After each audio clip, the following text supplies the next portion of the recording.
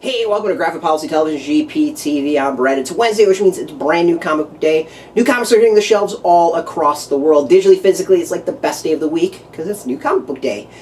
DC has hooked us up with one of their releases. I would say probably their high-profile release of the week, one of the two high-profile weeks in floppy in front of me. This is Batman and the Signal #1, the first issue of a 3-issue mini-series. Now it says, from the pages of Metal. I don't think you really necessarily need to read it if you're reading the Dark Knight's Metal, though, you know, Dark Knight's Metal is awesome, so you should check it out. It's from a pretty talented bunch of individuals. We got a story by Scott Snyder and Tony Patrick. The writers, Tony Patrick, artist Cully, Hamner, colorist Laura Martin, letterer Darren Bennett. So, alright, first I'm going to get out. I like Duke Thomas. I think he's a really cool character, a great addition to the Batman universe. He doesn't quite have some of the quirks and stuff of the other characters. He's a bit brighter, which is good. I like the outfit. I think the yellow with the black is really cool. The inverse look to it, and there's something to it. The Signal, I think, is one of the dumbest alternate names, code names there is. I utterly hate it. I don't get it. But alright, let's actually, before going to done with the quirks, let's actually go into the comic.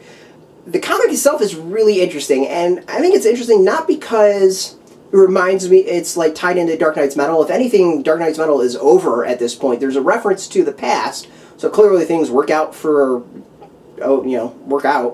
But what this actually feels like is more of a bridge between Dark Knight's Metal and Doomsday Clock out of everything. Basically, if you haven't been paying attention, Gotham is having to deal with metahumans. So, if you really think about it, Batman's rogues really has not been metahumans. It's mostly been either just really twisted people, crime bosses, or people who have been twisted by science. The idea of metahuman, like Flash or any of the kind of those type of characters, isn't something that Batman really has had to deal with, and Gotham's really had to deal with. But now there's this springing up with them, and I have to think that this is somehow tied into the Superman theory and Doomsday Clock coming down the road, since that's kind of in the future, it seems like. I feel like this is a kind of more of a prequel to that, like a bridge between Dark Knight's Metal and Doomsday Clock, which is really kind of interesting. What's also fascinating is that they're taking the Signal, Duke Thomas, and making him basically be Batman of the daytime. This is a character, characters that we really haven't seen function in the day. So the question would be what happens when there's crime during the day, especially a bunch of metahumans running around? Well, you've got someone who can deal with it now. So all that's really, really interesting and fascinating. So basically, this feels like kind of a bridge in many ways to get Duke to have his own thing and take us where the next big story for Batman's going to go and direction for Gotham as a whole. We've got some kind of hints at that, I think, in the first arc from Tom King when he was dealing with their kind of the Gotham and Gotham Girl, where she was more superpowered beings, which again is not something Batman's ever really dealt with. So now this is kind of the next step of that. It's interesting. It's really, really interesting. Is it the strongest thing that I've read in a while? No, I think some of the concepts are better. There's some really, really neat concepts in there. The concepts, I think, are better than the writing and the story itself. But this is it's a good setup.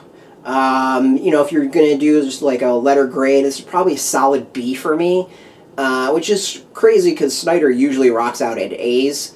But he's just, coming up with a story. He wasn't actually doing the writing itself. The other is, I don't necessarily know if there's enough explanation in the comic for people who might be new. So this might be one that's more for people who have been kind of following along and been really knee-deep in the continuity to appreciate. So other than that, it's an interesting comic. I think it sets a lot up. I'm going to be fascinated to see where the next 2 issues go. There's obviously some big bad in here that are hinted at that we don't see. And yeah, I mean, it volleys the ball up, basically, and I don't know if they're going to be able to spike it down, but the ball is up in the air and has been set up pretty well, but, that setup doesn't necessarily get you the point, so we'll see. I think I might have butchered that sports analogy, or I might have nailed it. I'm not quite sure, because, sports, and I'm not really athletic. So, yeah, I mean, this is one that, if you were knee-deep in the in the story, the continuity, Batman, Duke, that type of stuff, like, check it out. I think this is going to be probably a key issue for whatever's going to happen post Dark Knight's Metal, and I think this is going to be a key issue tying into Doomsday Clock, but I'm not 100% sure. So yeah, I mean, this feels like it ties into like the bigger meta story that's going on. No pun intended with the whole meta thing. So yeah, this is an interesting one. It's $3.99 as well. You know, a little bit on the pricier end of things.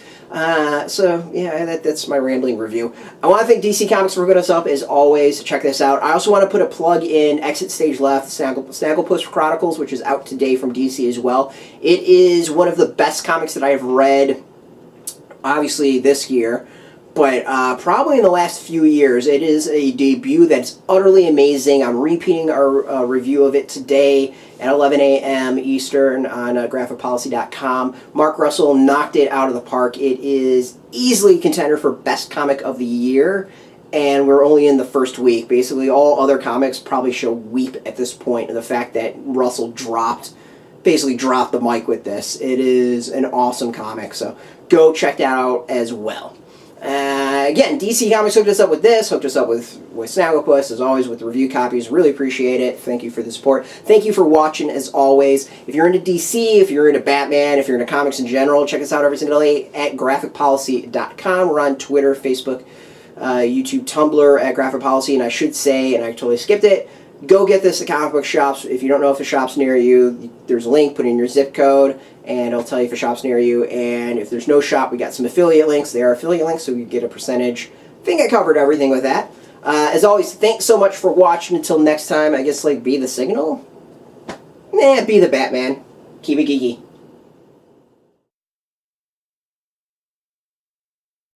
Hey, thanks for watching the previous video from Graphic Policy Television. Just by watching, you help support our site. Thank you so much. Now, if you're watching these videos, you probably care about geeky things like movies, television, comic books, toys, games, video games, you name it. You can go and subscribe right now to our YouTube channel to stay in touch and catch all the new videos, or check out our website at graphicpolicy.com. There's a nice link on this end of the video. But as always, thank you for watching. Keep on rocking and keep it geeky.